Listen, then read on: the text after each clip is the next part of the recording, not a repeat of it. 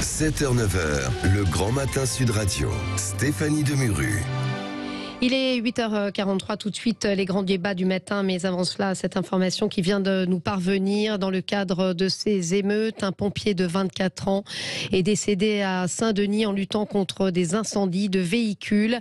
On viendra évidemment sur cette information que nous annonce ce matin le ministre de l'Intérieur, Gérald Darmanin. Et nous sommes avec Éric Revel et Arlette Chabot qu'on retrouve. Quelle réponse politique à ces émeutes? On en parle depuis évidemment plusieurs jours. On est également en ligne avec Olivier de Beaucaire, puisque voilà, on n'a pas encore Olivier de Beaucaire qui va nous rejoindre dans quelques instants, puisque vous êtes très nombreux à réagir sur ces émeutes, les solutions à donner. Tout le monde n'est évidemment pas d'accord sur ces sujets. Arlette Chabot, Éric Revel, Éric Dupond-Moretti, lui qui veut s'en prendre aux parents, qui veut sanctionner les parents de ces mineurs impliqués. C'était la question du jour d'ailleurs, et 85% de nos auditeurs semblent être parfaitement d'accord avec cela. Arlette Chabot, est-ce que ça vous inspire une réflexion, une réaction ? C'est pas nouveau. Après 2005, il y a eu à la fin de la séquence 3 semaines d'émeutes, une intervention du président de la République, Jacques Chirac, qui, parmi les mesures annoncées, disait déjà qu'il fallait sanctionner les parents qui n'assumaient pas leurs responsabilités. En revanche, aider ceux qui ne pouvaient pas les assumer. On pense notamment aux familles monoparentales, aux mères qui élèvent seules leurs enfants. Que s'est-il passé depuis? Rien. Il y a eu beaucoup de débats autour. Faut-il supprimer les allocations familiales, par exemple? Ça revient souvent, ça aussi. Ça revient souvent, et bon, c'est compliqué.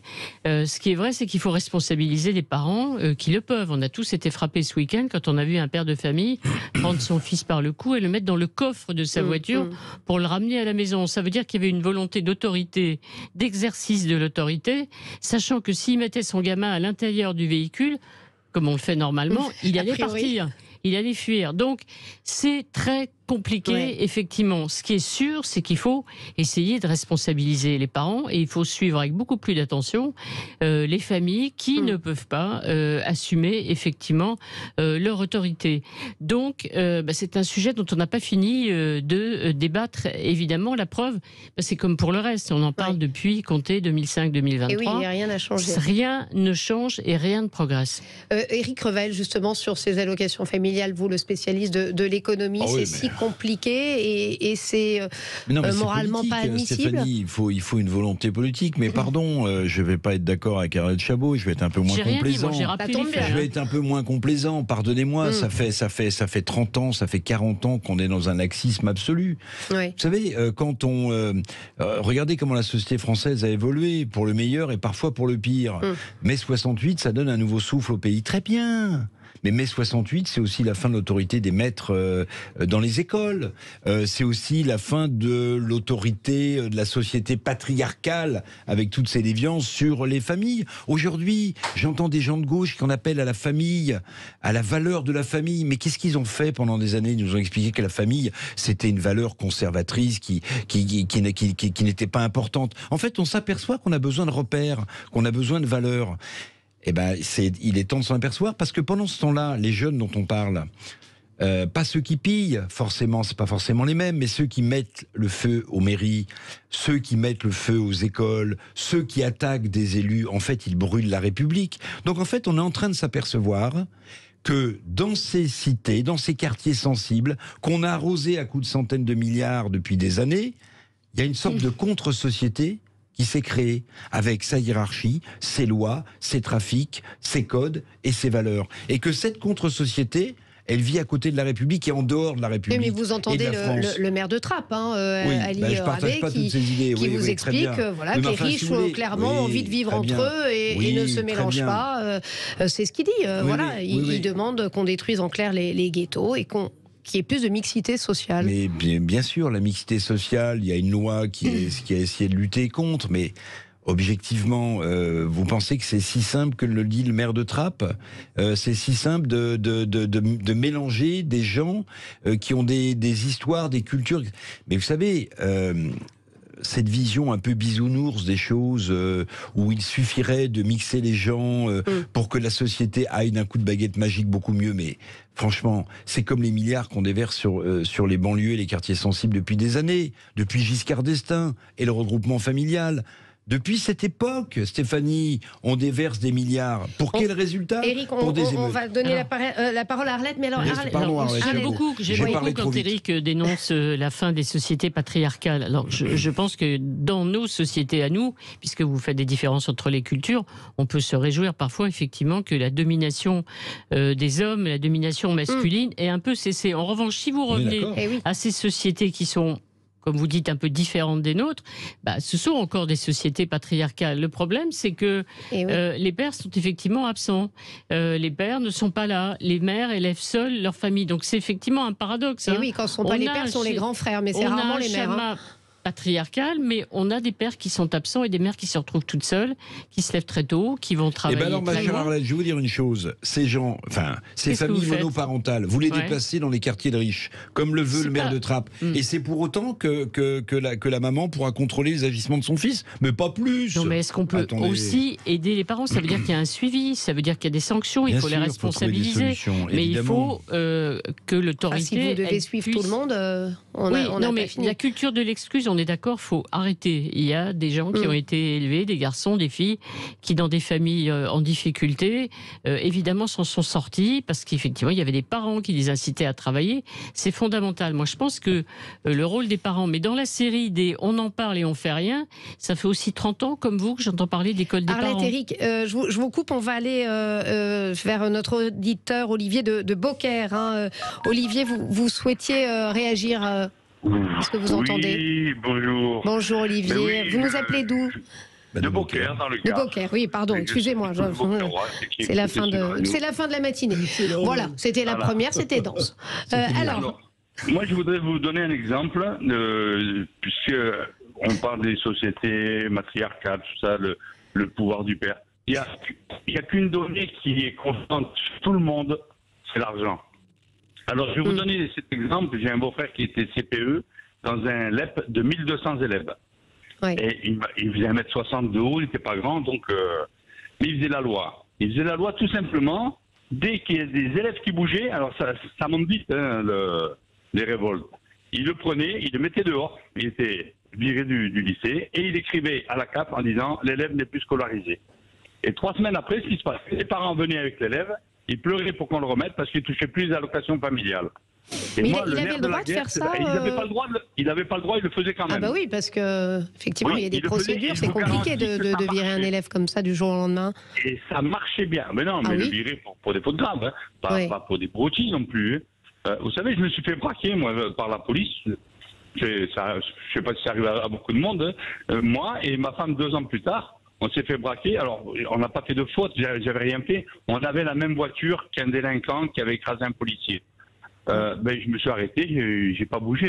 J'étais pas content, j'avais peur. Je vous garantis que j'avais peur. La mitraillette pointée sur moi, j'ai dit si une abeille pique le gars, il va m'envoyer une rafale.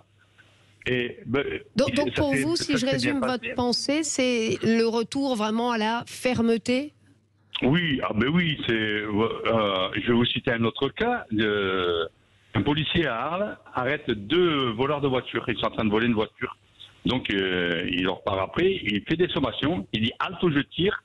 Halte ou je tire. 3e sommation, halte ou je tire. Il y a un des 2 gars qui s'est retourné, qui lui est parti dessus. Il a dit « trou du cul, t'as pas le droit de tirer ». Bon, il s'est pris une balle dans la tête. Mais voilà, les jeunes, ils savent qu'ils n'ont pas le droit de tirer, les policiers. Donc, ils s'amusent avec. Et c'est grave, parce que la punition, elles sont jamais à la hauteur. Là, vous savez, moi, je serais ministre, toutes ces personnes, tous ces jeunes, et même les adultes qui ont été arrêtés pendant les trucs, là, je dirais, voilà, il y a combien? Il y a 3 millions de dégâts, et la facture, on va diviser par le nombre qui sont arrêtés. Vous allez voir qu'après, ils vont réfléchir. Pour vous, il n'y a pas assez de fermeté, on n'est pas assez sévère avec les casseurs? Pas du tout, c'est un laxisme. Les gens, ils ont plus peur. Moi, je vois, pourtant, Beaucaire, c'est petit. Hein. À une époque, les jeunes, ils insultaient la police quand ils passent. Ils s'en fichent. Ils s'en fichent. Ils savent que la police ne leur fera rien. Il y a pas alors, on vous dit, J'ai dit, moi j'ai discuté avec eux, j'ai dit, mais t'as pas peur de te retrouver en prison? Il me dit, mais il n'y a pas de place en prison. Qui va pas me mettre en prison pour ça? Voilà. Merci, merci Olivier, en tout cas de nous avoir apporté votre sentiment. Arlette Chabot, on en parle pendant 1 heure. Hein, j'imagine. Arlette Chabot, justement, on parlait de cette priorité à l'ordre. Ça va être un moment, une séquence compliquée pour Emmanuel Macron, qui va devoir vraiment choisir son camp et pas faire dans le même temps. C'est-à-dire qu'il faut voir si effectivement l'accalmie de la nuit qui vient de s'achever va durer, c'est-à-dire si on va vers une baisse du mouvement.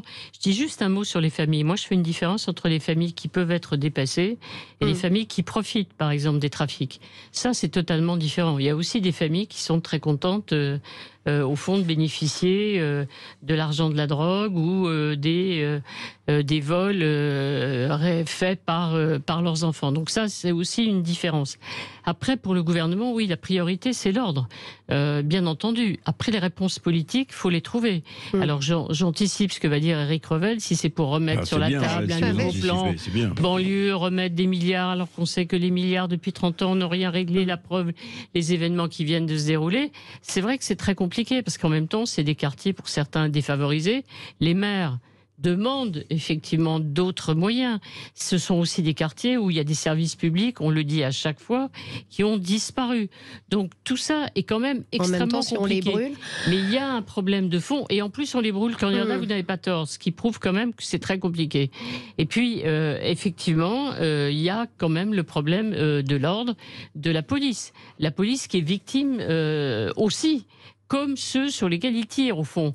Ce sont des cibles, ils ont des ordres et des consignes qui sont difficiles à appliquer, et les jeunes en face. Donc une envie aujourd'hui, c'est de se faire du flic. Donc comment on rétablit ce lien? Là aussi, ça fait quand même des années, depuis la disparition de la police de proximité, qu'on en parle. Il va falloir aussi traiter le sujet. Éric.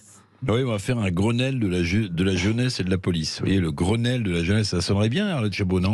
Non, mais oui, je suis d'accord avec vous, vous avez raison. On a tout fait, les états généraux, le Grenelle, tout ce qu'on veut. Bon, moi je pense quand même, si vous voulez, que le point de départ, c'est l'effondrement de l'autorité en général. Quand même, on peut reconnaître ça. Oui, on est d'accord. Je veux dire, le fait que, pour moi, la grande nouveauté, au-delà des spécialistes qui discuteront si c'est plus grave, moins grave, si ça durait plus longtemps, moins longtemps que 2005, c'est que pour moi, la grande nouveauté, c'est qu'on s'attaque à des commissariats et à des gendarmeries en plein jour. C'est-à-dire que vous avez des fonctionnaires de police ou les militaires qui sont dans leur bâtiment, et vous avez des émeutiers qui viennent attaquer les commissariats, en mettant du feu d'ailleurs, parfois, ou des gendarmeries. Et en se filmant en plus, parce que ça aussi, c'est les réseaux sociaux, différence avec 2005. Donc ça veut dire que l'effondrement de l'autorité produit tous ces effets de manière exponentielle, année après année, et que la situation dans laquelle on se retrouve aujourd'hui, finalement, c'est le fruit de tous ces renoncements, de tout ce laxisme quand même, et la faute politique à qui, depuis des années. Il y a eu quand même des gouvernements de droite aussi. Mais bien sûr, de droite et de gauche. Je ne dis pas le contraire, en fait. Bon, voilà, donc peut-être... Est-ce qu'on peut encore restaurer une certaine autorité? Est-ce qu'il faut discuter? Oui. Est-ce qu'il faut restaurer l'autorité en premier? Je pense que oui. Non, mais là-dessus, on est d'accord. Oui. Je veux dire, c'est l'autorité, ça fait quand même des années. C'est pas juste mai 68, parce que l'explication, tout vient de mai 68, elle est un petit peu facile. Non, mais ça commence un peu là. Si il est interdit d'interdire, c'était magnifique en 68. Mais je pense qu'on peut changer. On dit autorité, on dit aussi respect. C'est un mot qui, pendant un moment, on utilisait beaucoup dans les banlieues. Respect réciproque. Oui, je suis d'accord.